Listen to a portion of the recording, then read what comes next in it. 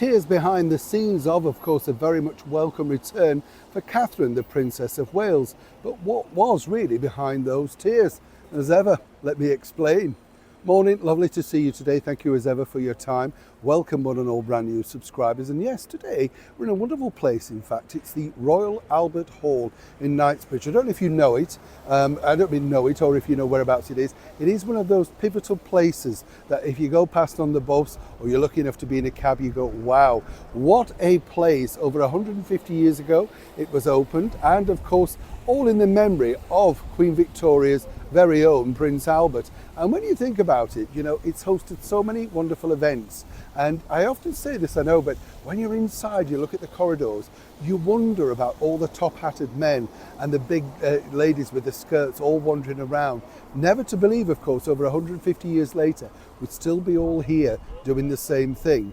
Yesterday, of course, what you saw was royal history truly in the making. That's right. On the official birthday of His Majesty the King, King Charles III, witnessing, of course, his Trooping the Colour, which was magnificent, don't you think? I don't know about you. I mean, obviously we had quite a bit of bad weather. Don't know if you saw that on the screen. Yes, the heavens opened, you know what it's like. But it's all part of the fun and joy, isn't it? And I have to say, a huge crowd literally outside Buckingham Palace, all along the Mall, all enjoying this very much free spectacle of pomp and pageantry, which of course the British and the British monarchy are simply known for. But there was truly only one star of the day. And let me tell you, His Majesty the King was more than happy to let the shine fall on this beautiful princess. Let me explain. Now, we'll have a quick wave. Are you all right? Thank you so much. Yeah, sorry, I forgot that. It's important, isn't it? Now, of course it is. Doesn't matter where we are. Let me just give you a quick sort of, can you see there? You see, this is the beautiful Royal Albert Hall. Isn't it just stunning?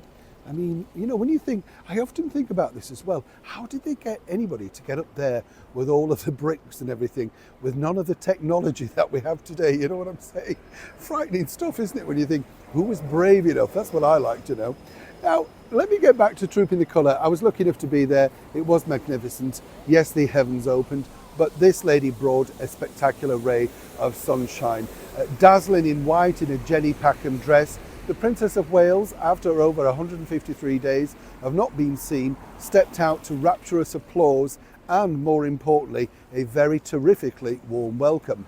This may have been the official birthday of His Majesty the King, but it was truly all about really the return of Catherine, simply because we all wanted to see her. So how did she fare? Well, as we told you earlier on in the week, it was very much up and down as to whether, you know, this may happen or may not. A gentle persuasion from His Majesty the King on a visit in Windsor on Wednesday was the seal for Catherine to agree. But right up until the final moments, nobody was truly sure whether this would actually take place.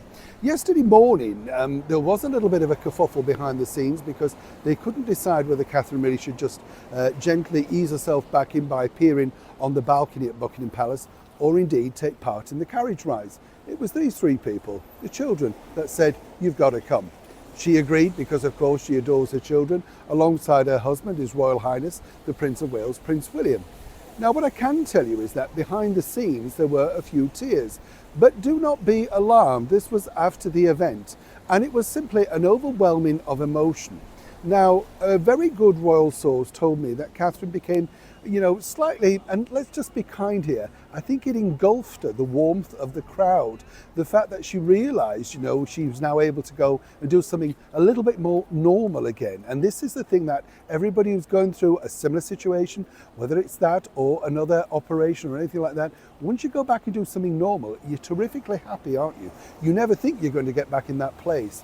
And apparently there were a few tears, of course, all ably assisted by Princess Charlotte, who said, "Oh, Mummy, it's fine." Yes, those were the words, apparently. Terrific to know that, obviously, even in these very darkest moments, Catherine, the Princess of Wales, is just basically, like you and I, full of emotion and more concerned, of course, about the other people. She wanted to be sure that His Majesty the King did terrifically well. I thought he did. People knock him, you know, but who's got that vigour and energy, particularly when you're going through what he's also going through? So for now, for another year, it's wonderful to say that yes, it was marvellous to see you, Mum, and more importantly, thank you, sir, for putting on once again a spectacular birthday celebration, all for free, that the rest of the world clearly do enjoy. And by the figures, you can tell they clearly did enjoy watching Troop in the Colour.